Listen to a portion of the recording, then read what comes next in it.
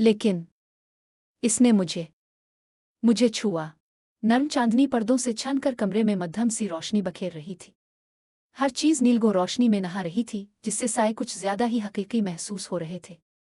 मैं अपने बिस्तर के किनारे बैठी थी, मेरे हाथ कपकपा रहे थे और मैंने अपना दोपट्टा इतनी सख्ती से पकड़ रखा था कि मेरी उंगलियों के जोड़ सफ़ेद हो गए थे।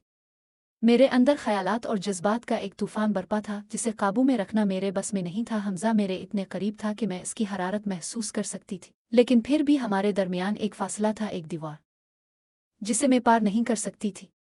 उसके चेहरे पर मेरे तनाव का अक्स साफ दिखाई दे रहा था। हमारे दरमियान की फिजा बोझल थी, जैसे किसी बड़े वाक़ये की आमद का इंतज़ार हो। मेरा दिल धड़क रहा था, अल्फाज मेरे सीने पर भारी बोझ की तरह थे। आखिरकार मैं मज़ीद खामोश नहीं रह सकी। मैंने अपनी सबसे अच्छी दोस्त को अस्पताल पहुंचा दिया। ये वो जुमला है जो किसी को भी नहीं कहना चाहिए, मगर यही वो अल्फाज हैं जिन पर मुझे ज़ैनब को बेहद शर्मिंदगी थी। क्या मतलब? हमजा ने हैरानी से पूछा। इसकी आंखों में उलझन थी। हकीकत ये थी कि मेरा ऐसा कोई इरादा नहीं था, लेकिन जैसे ही अली मेरे सामने आया, मैं गुस्से में आ गई। मैंने इस पर हमला कर दिया, और खुदा जाने क्या मैंने ये सब बेहोशी में किया। हमजा हमेशा कहता था कि हकीकत एक दो धारी तलवार है। ये ख्वाबों के महल भी तामीर कर सकती है और सब कुछ तबाह भी कर सकती है, और उस लम्हे यही सब हो रहा था। ज़ैनब, तुम्हारा मतलब है कि अली को तुम्हारी वजह से नुकसान पहुंचा? हमजा ने आहिस्ता से कहा, जैसे इसे समझ नहीं आ रही थी कि क्या रद्द अमल दे। हाँ, मैंने मध्यम आवाज में कहा, नजरें झुका ले। लेकिन इस सब का ताल्लुक सिर्फ अली से नहीं है, इसका ताल्लुक तुम्हारे भाई साद से भी है। हमजा का जिस्म अकड़ गया, जैसे किसी ने इसे पत्थर का बना दिया हो। साद? इसकी आवाज सरगोशी जैसी थी। इसने तुम्हें कुछ कहा? नहीं, बिल्कुल नहीं, मैंने तेजी से कहा, मगर मेरे चेहरे की लाली ने मुझे बेनकाब कर दिया। लेकिन इसने मुझे छुआ। हमजा के जबड़े सख्त हो गए, लेकिन इसने तहम्मुल से कहा, तुमने इसे रोका क्यों नहीं? मैंने कोशिश की, मेरी आवाज लरज रही थी, मगर वो नहीं रुका। वो बहुत जिद्दी था और मैं समझ नहीं पाई कि इसे कैसे रोको। पहले तो अजीब लगा, लेकिन बाद में मैं रुकी, खुद से लड़ती रही कि उन जज्बात को कैसे बयान करूं जो मेरे अंदर हलचल मचा रहे थे। हमजा के चेहरे पर नरमी आई, लेकिन इसकी आंखों में गुस्सा भड़क रहा था। ज़ैनब, ये तुम्हारी गलती नहीं है। साद ने जो किया वो गलत था। तुम्हें कभी मजबूर नहीं होना चाहिए था। मैंने गहरी सांस ली, अपने दिल की धड़कनों को काबू में करने की कोशिश की। हमजा, मैं साद से मोहब्बत नहीं करती। ये अल्फाज अदा करना मेरे लिए आसान नहीं था, लेकिन ये सच था। मैं किसी और से मोहब्बत करती हूँ।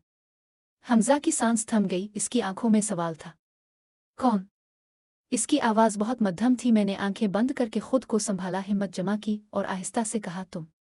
कमरे में मुकम्मल खामोशी छा गई।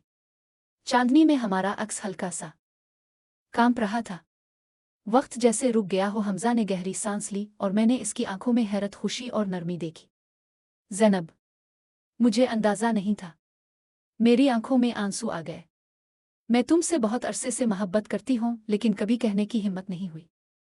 आज जो कुछ हुआ, इसने मुझे उलझा दिया है। मैं नहीं जानती कि क्या करूं। हमजा ने नरमी से मेरा चेहरा अपने हाथों में ले लिया। इसकी उंगलियां मेरे आंसू पूंछ रही थीं।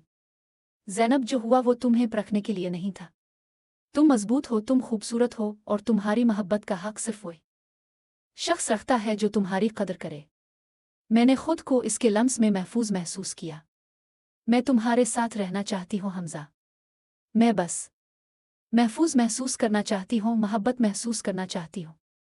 हमजा ने मेरी आंखों में देखा, इसका चेहरा यकीन से भरा था। तुम पहले से ही मेरे साथ हो ज़ैनब, और मैं वादा करता हूँ कोई तुम्हें तकलीफ नहीं देगा, ना साद ना कोई और। मेरी सारी उलझनें जैसे खत्म हो गईं। मैंने इसका हाथ अपने गाल पर रखा और आहिस्ता से कहा, मैं तुम्हें किसी मजबूरी में नहीं चुन रही हमजा, बल्कि अपनी मर्जी से।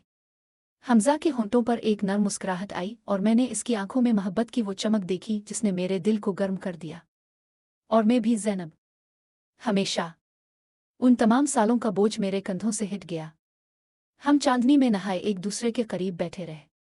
मुस्तकबिल गैर यकीनी था, लेकिन हमजा मेरे साथ था और अब मैं किसी भी तूफान का सामना कर सकती थी। लेकिन इसने मुझे छुआ।